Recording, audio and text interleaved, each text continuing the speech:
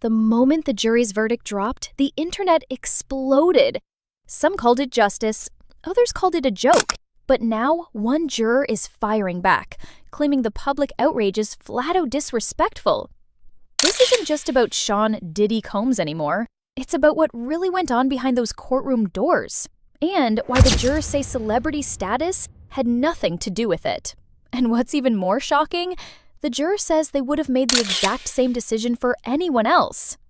At 55 years old, Sean Diddy Combs was staring down the kind of charges that could end anyone's career and freedom. The jury found him guilty of 2 counts: transporting women, including his ex Cassie Ventura and another known only as Jane, across state lines to engage in illegal acts. But here's the twist. He was acquitted of the more explosive charges, sex trafficking and racketeering.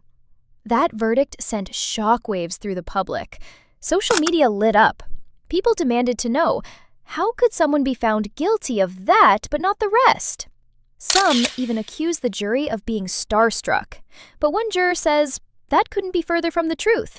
Just one day after the verdict, a juror broke their silence. And what they said shocked everyone. They didn't give their name, fearing retaliation, but they told ABC News something powerful. Any speculation that Diddy's fame swayed us? That's insulting. We deliberated for over 2 days. We based our decision solely on the evidence and the law, nothing else.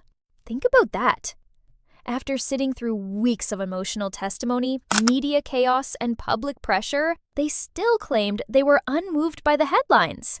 That juror wanted one thing to be clear: celebrity status had 0 impact. But despite their insistence, the public wasn't convinced.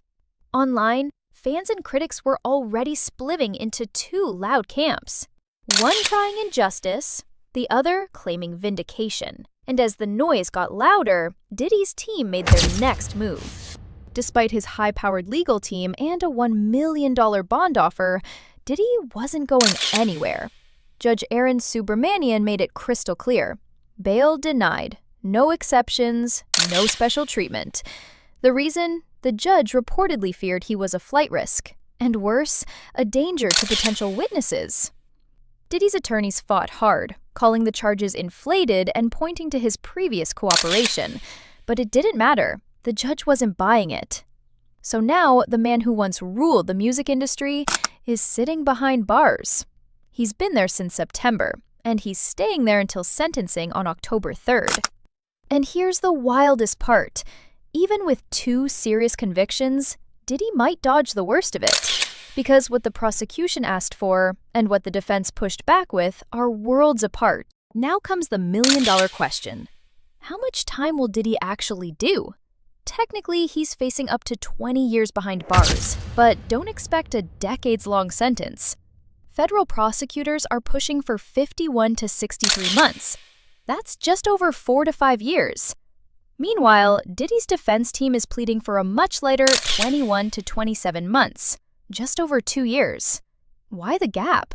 The defense argues that the jury cleared him of the most serious charges, sex trafficking and racketeering. They're saying, look, yes, he's guilty of transporting for prostitution, but this isn't a criminal empire. This isn't what the headlines made it out to be. But prosecutors see it differently. To them, Diddy's actions were deliberate, predatory, and part of a larger, more disturbing pattern. And while the court weighs the facts, fans are weighing something else entirely. As the verdict spread across social media, the response was instant and deeply divided. Some fans were furious that Diddy wasn't convicted on all charges. They believed the evidence painted a clear picture of a man who manipulated and abused power. Comments flooded in like, he bought his way out of the worst of it. And if this was anyone else, it'd be a life sentence. But others, they felt vindicated. To them, the acquittals meant Diddy wasn't the monster the media had made him out to be. Where's the proof? They asked. People are just trying to tear down a legend. And then there's the middle ground. Fans who just feel heartbroken. People who grew up with Diddy's music, who watched him shape hip-hop and entertainment culture, now watching his legacy fall apart. This trial didn't just divide the courtroom, it cracked the fan base. And still, one more twist was coming. With the sentencing date locked for October 3rd, the world waits. But the damage may already be done. Diddy's empire, once untouchable, is in freefall.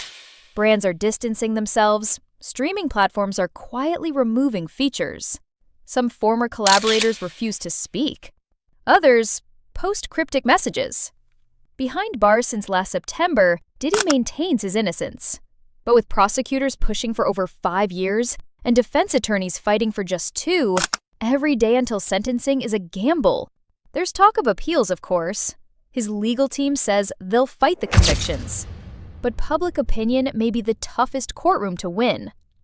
For now, the mogul's fate sits on a knife's edge, not just legally, but culturally.